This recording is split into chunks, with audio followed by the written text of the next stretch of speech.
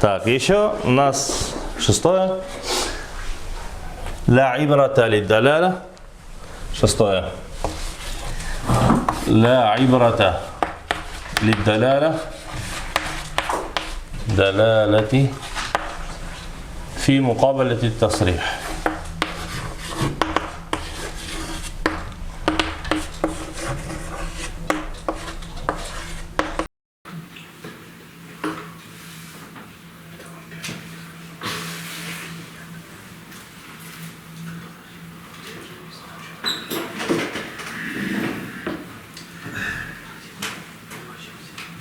Не принимается во внимание.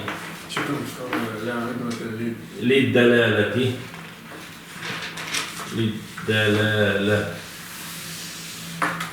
Лиддалалати фи мукабалати тасрих. Не принимается.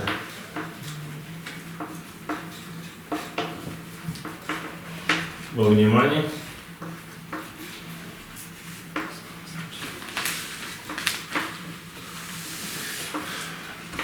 Внимание. Намеки и знаки.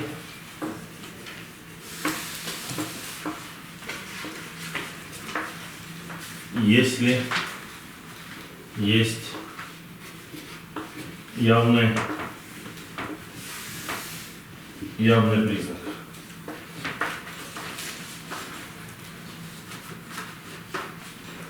Явный признак. لا عبرة للدلالة في مقابلة التصريح.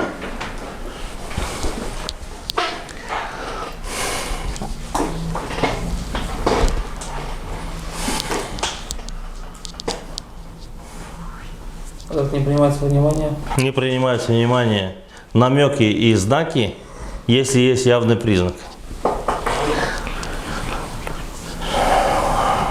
Значит, полоса сплошная, а знак стоит разрешен обгон, да? Ну, да, разрешен обгон. Да. Какой пример можно привести?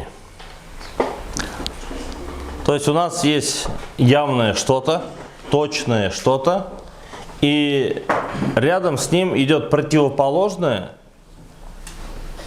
да, с полосой, это, да, или со знаком, да? Говорит, что не ел арбуз, а сам в арбузе ведь, да? Да, есть, ну, такое. Например, нам друг разрешил зайти домой. Заходи. У нас что явное? Разрешение есть? Есть. Разрешение есть. И вдруг дома что-то ты там уронил или что-то и повредил какое-то имущество. И говорят, давай плати. Дружба закончилась. Дружба закончилась. Дружба закончилась. Вот это то, что человек, если что-то случайно или повредил, это все намек, знак или еще не точное. Так как он сам разрешил зайти домой и пользоваться этими вещами, он не может сам же поставить какой-то запрет, вот тебе это уже нельзя, тебе сюда нельзя было. Это очень много происходит, очень много примеров было, просто я сейчас подзабил. Вот. Мусульмане вроде бы братья начинают нормально, там договора строить или что-то, и какая-то мелочный вопрос какой-то появляется между ними, но я же про это тебе запрещал, это все уже начинается корректировки. То, что он думал, да? Да, то, что он думал. Хотя в этом случае уже все, он не имеет права здесь потребовать от него возмещения ущерба. Почему? Сказать, давай плати за это. Я об этом, я не думал, что ты мне там разобьешь чашу или что-то. Потому что сам явный признак того, что он уже разрешил, значит, он разрешил уже пользоваться, там, сесть на диван, там, пользоваться посудой, кушать еду, то, что на столе. А разрешение с условиями разве возможно? Разрешение можно. С условиями. Если с условием, пожалуйста, он может там контракт. Да. Вот. Но это опять-таки будет общепринято, как мы говорили, общепринятых положениях. Общепринятых положений, которые касаются этого народа. Или этой местности. Разрешил быть гостем, а не варваром. Но если он уже видит, что он специально там пинает, ходит, это другой момент. Да. Но то, что вот по шариату, хочу сказать, что по шариату, если явное действие указывает на разрешение, и потом что-то произошло, человек уже не сможет, потому что половину сделал он что? Своими руками. Он разрешил. Поэтому здесь в ханафитском мазхабе, если он, например, покушал, забыв, или попил, или покушал, забывся в намазе, все равно у него намаз портится. В других мазхабах нет, но в ханафитском портится. Почему?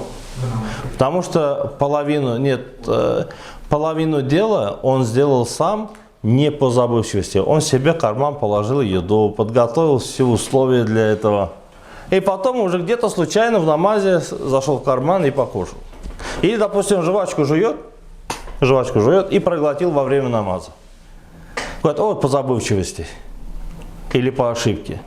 Но кто тебя просил с жвачкой во рту там, или полный рот там, жвачки зайти на намаз? Ты половину дела сделал уже как?